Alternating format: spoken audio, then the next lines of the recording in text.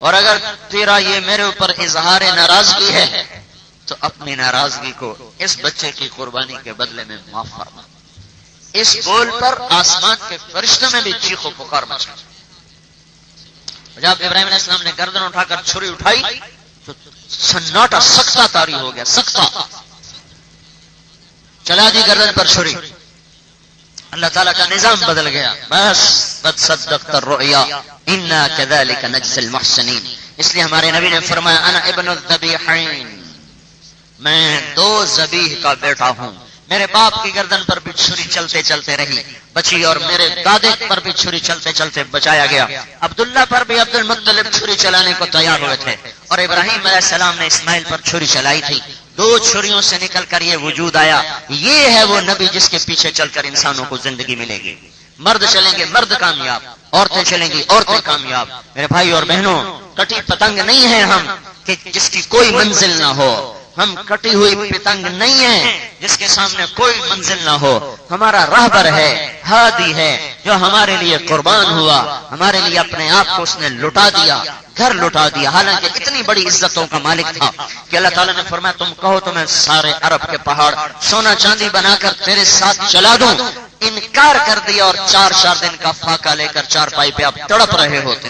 کبھی کبھی اپنے پیٹ کو چارپائی کے ساتھ ایسے دبا کے لگاتے تھے کہ وہ جو بھوک کی آگ لگی ہوئی تھی اور پیٹ پیچھے کو کٹھا ہوتا تھا، اس کو پریس کرنے کے لیے آپ اپنا پیٹ چارپائی کے ساتھ لگاتے تھے کہ کچھ آسرا ہو جائے، کچھ سہارا ہو جائے۔ اور ادھر احد پہاڑ کھڑا ہوا فریاد کر رہا ہے، آپ اشارہ کریں میں سونا چاندی بن کے قدموں میں اتر جاؤں گا، ڈھیر ہو جاؤں گا قدموں۔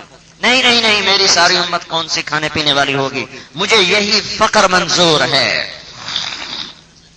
دنیا اور آخرت کے انسان اگر عزت چاہتے ہیں تو انہیں اس نبی کے پیچھے چلنا پڑے گا۔ یہ وہ دنیا اور آخرت کی سعادتوں کا راستہ لے کر آیا ہے جو یوں بچپن سے قربانیوں کی گھاٹیوں سے نکلا۔ اس لیے آپ نے فرمایا جب کبھی تمہیں دکھ ستائیں تو میری قربانیاں یاد کر لینا، تمہارے دکھ ہلکے ہو جائیں گے۔ میں نے جب یہ حدیث پڑھی تو پھر میں نے دوبارہ سیرت کو دیکھا۔ یہ حدیث میں نے پڑھی، میں نے ساری سیرت کو پھر دیکھا۔ اب میں وہ سارا کیسے بتاؤں کہ کیسے کیسے آپ پر غموں کے پہاڑ ٹوٹے ہیں، کن کن گھاٹیوں سے آپ گزرے ہیں، بچپن سے لے کر دنیا سے جانے تک ہر آنے والا دن پہلے سے زیادہ آپ پر آزمائش کو لے کر آیا ہے، دکھوں کو لے کر آیا ہے۔ جوان اولاد بھی ہاتھوں سے روانہ تھی، پیدا ہوتے ہی روانہ تھی۔ دوڑنے والے عبداللہ بھاگنے دوڑنے والے بن گئے تھے مکہ مکرمہ میں، اور آنکھوں کے سامنے چلے گئے۔ 62 برس کی عمر، 61 برس کی عمر میں آخری بیٹا ملا۔ 61 سال کی عمر میں بڑھاپے کی اولاد تو کتنی پیاری ہوتی۔ اور جس نے آ کر خبر سنائی کہ یا رسول اللہ ابو رافع آپ کو بیٹا مبارک ہو، آپ کو بیٹا مبارک ہو، تو آپ نے اس کو ایک غلام ہدیے میں پیش کیا تھا، اور مدینے سے 3 میل دور ان کے لیے خاص ایک پرفضا جگہ میں اس کے دودھ پلانے کا انتظام کیا تھا۔ ایک لوہار تھے جن کے گھر ان کو دودھ پلانے کے لیے ایک انصاری عورت کا انتخاب کیا تھا، اور آپ جاتے اور بچے کا حال لیتے۔ جب وہ 18 مہینے کے ہو گئے، بھاگنے والے بن گئے، دوڑنے والے بن گئے، اور گلے سے لپٹنے والے بن گئے۔ ابراہیم نام تھا، اور آپ زندگی کے آخری مرحلے میں 61 62 62.5 سال 63 سال کی عمر تھی آپ کی کہ آپ مسجد میں تھے کہ خبر آئی یا رسول اللہ ابراہیم ادرک۔ جو آپ دوڑے ہیں، پھر جنہوں نے وہ منظر دیکھا ہوگا وہ جانتے ہیں، ہم تو خالی پڑھا ہوا بتا رہا۔ وہاں سے 3-4 میل کا فاصلہ تھا، دوڑے، چاہتے ہی آپ نے ابراہیم کو گود میں لے لیا۔ وہ بھی جیسے باپ کی آمد کے منتظر تھے کہ یہ شمع اس کی گود میں بجھے، تو انہوں نے گود میں لیا، سینے سے لگایا۔ بیٹے نے آخری نظر اپنے باپ کو دیکھ کر وہیں اس کی گردن ڈھلک لی، تو آپ ایک دم میں آبشار کی طرح آنسو گرے آپ کے۔ آپ نے فرمایا ابراہیم بڑا دکھ دے کے گئے،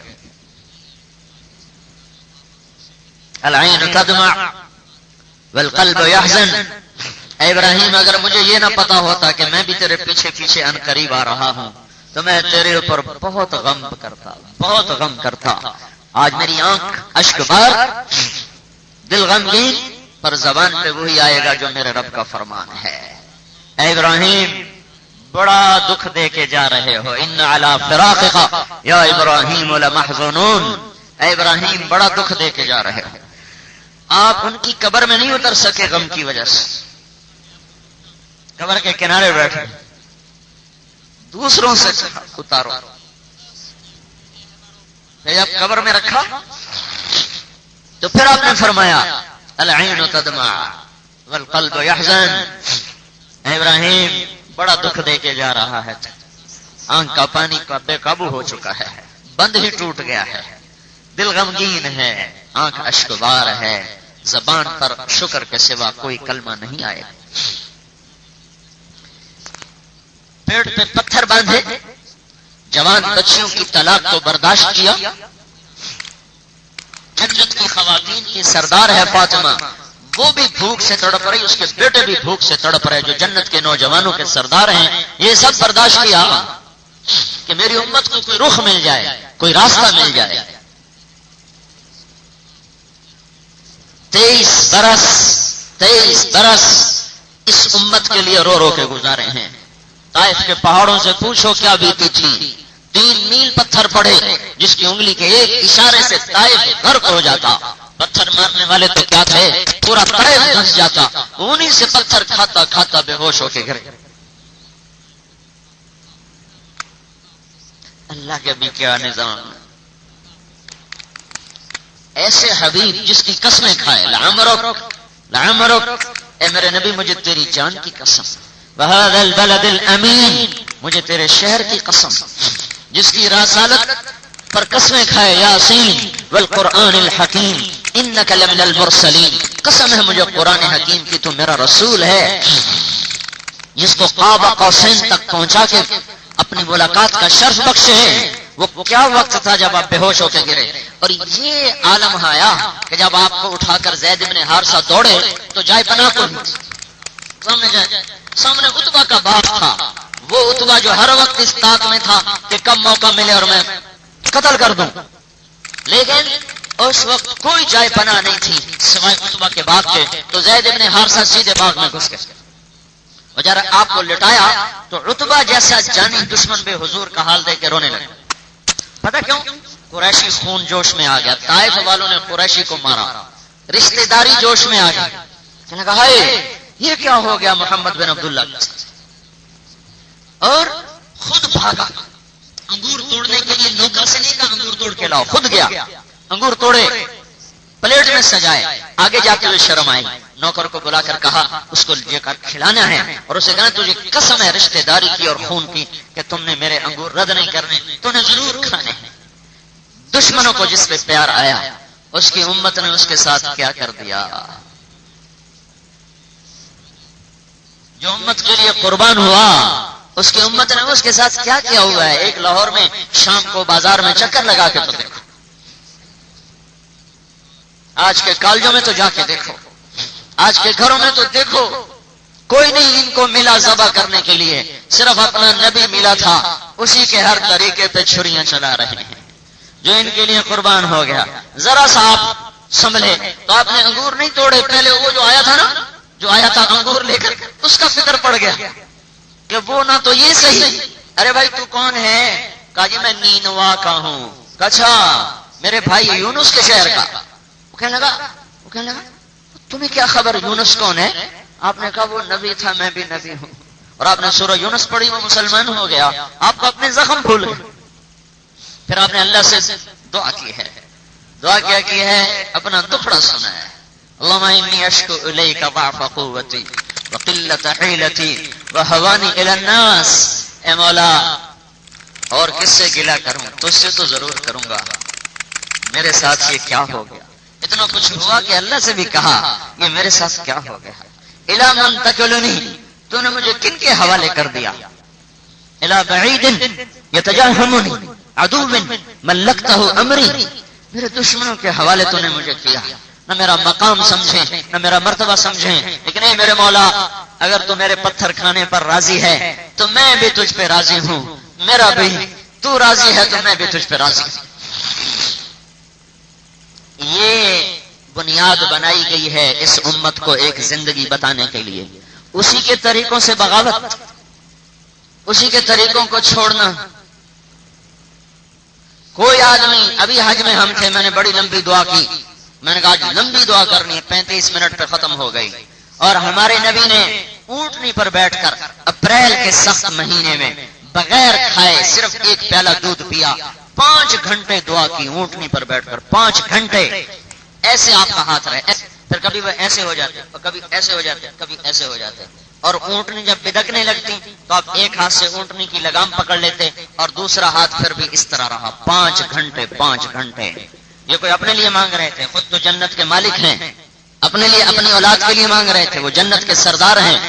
اپنی بیویوں کے لیے مانگ رہے تھے، وہ جنت کی آپ کی ساتھی ہیں امہات المومنین. اپنی بیٹیوں کے لیے مانگ رہے تھے، وہ جنت کی سردار ہیں. اب کس کے لیے رو رہے تھے؟ آپ کے اور میرے لیے رو رہے تھے کہ یہ اللہ کرے ان پر اللہ کی پکڑ نہ اترے. 5 گھنٹے دعا فرمائے مسلسل. اور جانے سے ایک ہفتہ قبل آپ کو صحابہ ملنے آئے تو آپ کی آنکھوں میں آنسو آ گئے اور آپ نے فرمایا جانے کا وقت آ چکا ہے، اللہ تمہاری مدد کرے، اللہ تمہارا ساتھی ہو، اللہ تمہارا مددگار ہو. میں تمہیں اپنا سلام پیش کر رہا ہوں اور میرے بعد جو میری امت آئے ان کو بھی کہہ دینا کہ تمہارا نبی تمہیں سلام کہہ گیا تھا، اور ان کے بعد جو آئیں قیامت تک ان کو بھی کہہ دینا کہ تمہارا نبی تمہیں سلام کہہ کر گیا تھا. تو عبداللہ ابن مسعود نے کہا یا رسول اللہ آپ کو غسل کون دے گا؟ آپ نے کہا میری آل، میرے اہل بیت مجھے غسل دیں گے. آپ کو کفن کون دے گا؟ کہا میرے گھر والے. آپ کا جنازہ کون پڑے گا؟ کہا میرا جنازہ نہیں ہوگا، مجھے چھوڑ دینا، باہر چلے جانا. سب سے پہلے میرا دوست جبریل آئے گا اور آسمان کے مقرب فرشتے آئیں گے، وہ میرے لیے دعا کریں گے. اس کے بعد پھر تم باری باری آنا، پہلے مرد آئیں گے، پھر عورتیں آئیں گی، پھر بچے آئیں گے، اور تم میرے اوپر دعا کرتے کرتے باہر نکلتے چلے جانا. اور جس دن دنیا سے جانے کا وقت آیا، پیر کا دن 12 ربیع الاول، چاشت کا وقت ہے، دروازے پہ جبریل نمودار ہوئے کہ یا رسول اللہ ملک الموت باہر آ چکے ہیں، اندر آنے کی اجازت چاہتے ہیں. آپ اجازت دیں گے تو اندر آئیں گے، نہیں تو واپس چلے جائیں گے.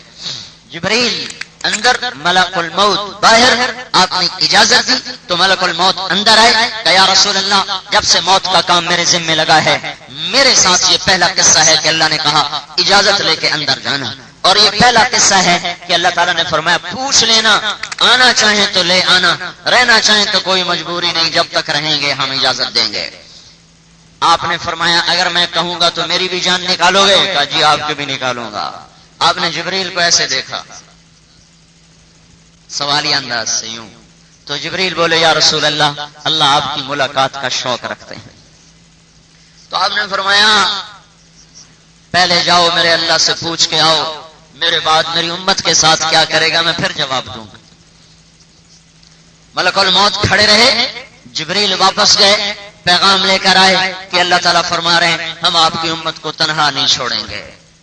کہا الآن قرت عینی، اب میری آنکھیں ٹھنڈی ہیں. آپ نے کہا اپنا کام کرو. اللہم الرفیق الاعلی، اور وہ آخری گھڑیاں جس میں جانے کا بالکل چند لمحات باقی تھے، آپ نے وہ وقت بھی اپنی امت کو دے دیا اور کہا الصلاۃ وما ملکت ایمانکم، میری امت نماز نہ چھوڑنا، نماز نہ چھوڑنا. دیکھو کتنی عورتیں ہیں نماز پڑھنے والی، جاؤ دیکھو محلوں میں کتنے نوجوان ہیں نماز پڑھنے والے، جو اس محبوب کی آخری تعلیم کو بھی اس طرح پارا پارا کر گئے، جو آخری حد میں وفا کر گیا، یہ آخری حد میں جفا کر گئے. میری امت نماز نہ چھوڑنا، نماز نہ چھوڑنا، نماز نہ چھوڑنا. ماتحتوں سے اچھا سلوک کرنا، غلاموں نوکروں سے اچھا سلوک کرنا،